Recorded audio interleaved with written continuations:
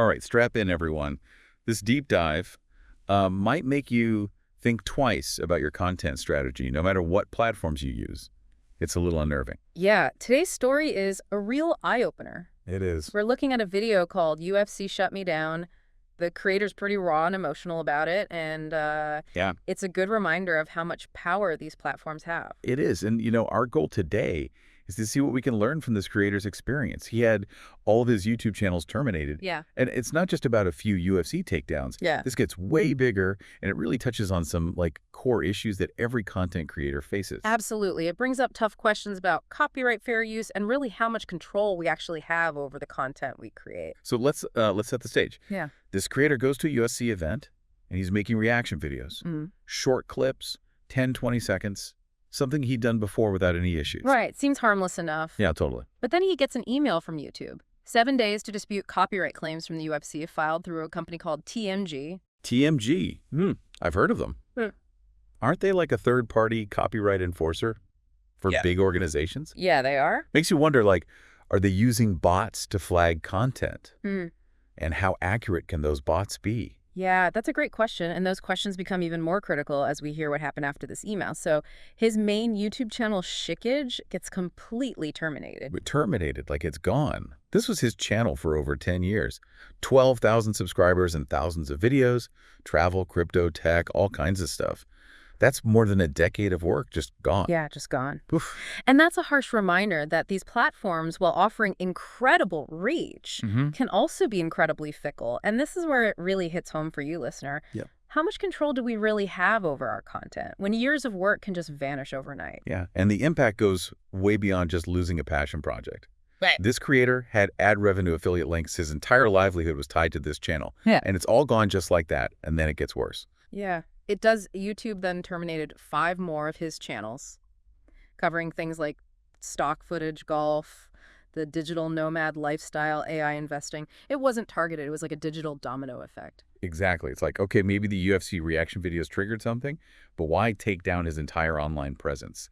Yeah. That's got to be devastating, not just for the content itself, but for all those connections he built with his audience over the years. Yeah, and this is where we start to see the real cost of relying solely on one platform. It really emphasizes the need for diversifying your content, having your own website, email list, even spreading your content across multiple platforms. So if one goes down, you're not starting from scratch. Yeah, that's so important, especially after hearing how powerless this creator felt. He talked about his appeals going unanswered, feeling like he was dealing with an automated system rather than actual human beings. It almost feels like being judged by an unyielding algorithm with no chance of explaining yourself. Right, and it really makes you question the fairness and the transparency of these takedown procedures. Where's the due process? Is the burden of proof always on the creator? To prove their innocence, shouldn't the accuser, in this case, the UFC, have to demonstrate infringement? Yeah, this is where it gets legally murky, right? Yeah. Because even if the creator felt his reaction videos were fair use, those short clips were still technically using UFC footage without explicit permission. Right, and this is where we dive into the complexities of copyright law. Copyright exists to protect creators' original work, but there's also the concept of fair use, which allows limited use of copyrighted material without permission. Think criticism, commentary, news reporting, things like that. But where do reaction videos fall on that spectrum? It's a gray area. Yeah, it's like, are those reactions transformative enough to be considered fair use? And how much weight does the original creator's potential loss of revenue hold in these cases? If those clips go viral, could that impact UFC's own profits? Exactly, and that's a debate that's still raging on. But this creator's experience is a stark example of what can happen when platforms prioritize speed and efficiency over fairness. He likened the experience to being treated like a criminal with no chance of redemption. Wow, such a powerful analogy. It raises the question, are platforms equipped to handle copyright claims fairly? Or are they simply resorting to blunt force takedowns, potentially silencing creators and stifling creative expression? It's a critical question and one that we need to unpack further. But before we do, I want to hear from you, listener. What's resonating with you most so far in this creator story? Does it make you rethink your own approach to content creation? Yeah, think about the content you create. Are there any gray areas in terms of copyright? What steps could you take today to safeguard your work? This isn't just about UFC takedowns. It's a wake-up call for all of us who create and share online. Absolutely. This whole thing really changes how we think about content creation. You work so hard, but the rules can change at any minute. It's a little scary. Definitely, this really shows how vulnerable creators are today. And it's not just about individual creators. It shows the tension between protecting someone's work and making sure the internet is a place where people can be creative. Yeah, it's like this back and forth between copyright and freedom to create. You talked about fair use, and I think a lot of creators like myself, we assume that short clips, changing them up a bit keeps us safe. But it's not that simple. You're right. It's complicated. You probably know the basics of fair use, listener, but this shows how blurry it can be.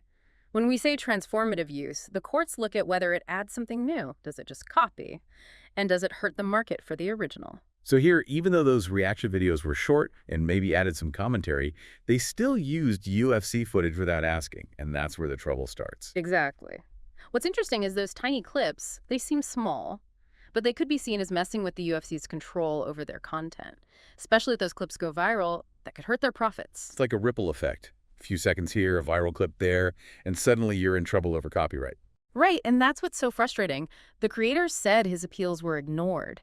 It felt like he was fighting a machine, not a person who could understand his situation. It's that lack of transparency that's scary.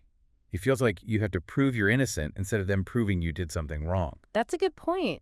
You have to wonder, are these platforms really able to handle copyright fairly?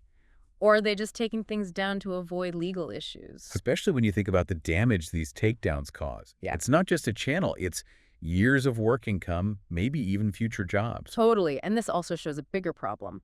The power these platforms have. It's like we're building on rented land. Their rules, their algorithms, they can change any time. We talked about having your content in different places, and this really proves that point. It's not just a backup plan. It's about taking control of your future as a creator. I agree. Having your own website, an email list, trying other platforms. These are all ways to own your content and connect with your audience directly outside these big platforms. Taking back control, Oh, right? yeah. Not relying on systems that might not care about us. Exactly, and this brings us to another thing. Companies like TMG enforcing copyright. It makes sense that the UFC wants to protect their stuff, but using other companies to do it can have bad side effects. Like taking down too much or not understanding fair use. Yeah. It's like a game of telephone. The message gets messed up, and usually the creator gets hurt. It's really sad when he says he was treated like a criminal. Where's the fairness? Where's the chance to explain yourself to be heard? That's a big question and one we need to think about. This case makes us think about fairness, transparency, and who really has the power online.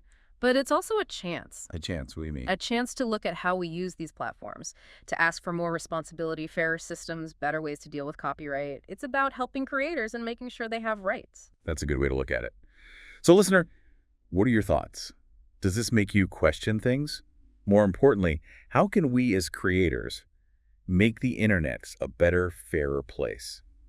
Yeah, this has definitely been a wake-up call. You think you're safe, creating content, sharing what you love, building a community, and then it can all be taken away. Like that makes you really think about how you do things and how to protect yourself. For sure. It shows that we don't really own what we make on these platforms. We're kind of building on someone else's property and have to follow their rules, which can change any time. But there are things we can do to be safer and have more control. Okay, so let's get practical. What can creators actually do right now to protect themselves and not end up like this guy? First, don't put all your eggs in one basket. Build your audience on different platforms. So if one goes down or your account gets flagged, you're not back to zero. It's like a safety net, right? If your YouTube channel disappears, you still have your website, your email list, other places to connect with people. Right. And think beyond the big ones like YouTube and Instagram. Look for smaller communities or platforms that fit your stuff better. Maybe there's one just for reaction videos or for golfers or digital nomads. You mentioned email lists before. I think a lot of creators forget about that. Yeah. It's like having your own space, talking directly to your audience, Yeah. no matter what's happening on social media. Exactly. Emails give you control that social media doesn't. You're not at the mercy of algorithms. You're talking to people who actually want to hear from you. Okay, diversify emails. Got it. What else? This is important. Learn about copyright law and fair use. It's about knowing your rights as a creator and the limits of using other people's work. This is where it gets confusing, right? Even after all this, I'm still not totally clear on what's fair use. I know fair use is super complicated. Each case is different, but knowing the basics helps you make better decisions about what you create and share. So for someone like Me, not a lawyer, where do I even start? There's good stuff online, like guides from the U.S. Copyright Office and groups like the Electronic Frontier Foundation. And if you're really not sure, talk to a lawyer. It's better to be safe, especially when you're trying to protect your work. Right, better safe than sorry. And maybe just reach out to the original creator and ask permission, even if you think it's fair use. Definitely. Asking is always the best way. It might take a little more time, but it can save you trouble later. So diversify emails, copyright. What else can we do to protect ourselves? Keep good records of your creative process, your sources, any permissions you get. Think of it like a paper trail for your digital stuff. So if someone says you stole their work, you have proof. Yes, and if your content does get flagged, have a plan. Know how to appeal on that platform. Gather your proof. Be ready to make a strong case. Don't just give up, fight for your rights. Exactly. And remember, you're not alone. There are tons of creators who've been through this and can help. Connect with them. Share your story. Learn from each other. Strengthen numbers. And maybe even join groups that fight for creators' rights. They can help with legal stuff, push for better rules, and make things more fair. That's a great point. It's about working together and speaking up for a better internet for everyone. So the big takeaway is be proactive. Don't wait for something bad to happen. Take steps now to protect yourself and build something that can last. I agree. It's about taking charge of your creative journey and working towards a digital world that supports and values what we do. This story, while sad, really shows the challenges we face, but it also starts an important conversation about copyright fair use and who really has the power. And it's up to us as creators to shape the future, to ask for fairness and a system that helps creativity while respecting everyone's rights. So listener, as you go out and create, remember what we've talked about today. Diversify, keep records, learn, and connect with others, and never stop fighting for your ideas. This deep dive might be ending, but the conversation goes on. Now it's your turn to take what you've learned and use it.